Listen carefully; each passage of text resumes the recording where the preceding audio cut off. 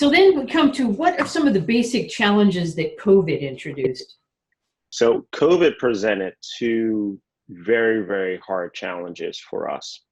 And I'll tell you why. And I'm just going to overlay that with the fact that, again, we're in an urban environment. So telehealth wasn't a reimbursable expense for us pre-COVID. And so once COVID hit and you shut your doors, you're saying, how do I continue to service these patients? And so very, very quickly did our CEO jump into action with other CEOs in the network and said, hey, we can't see patients. We can't bring them into this door.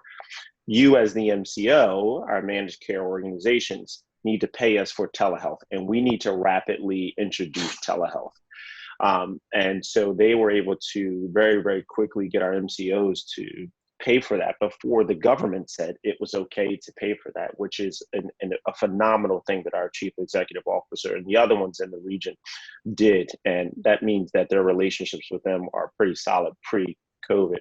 And so once he did that, then I would never forget the weekend of March 16th, because then we have to look at our actual staff. We have 312 staff members, and they're saying, my CEO looked and said, hey, what about these telehealth and this telework? Is it possible?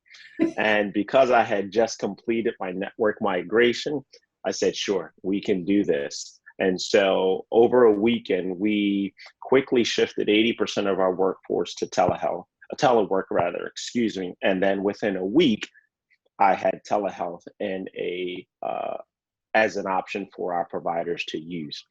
And so when you think about that, you're probably saying, well, why is that a big deal? So we have 50,000 patients. With your doors closed, how do they get anything if they don't have interaction with their providers? So in terms of numbers, from March 16th, that weekend, to, let's say, to the past 2 weeks, we have done 33,169 telehealth visits.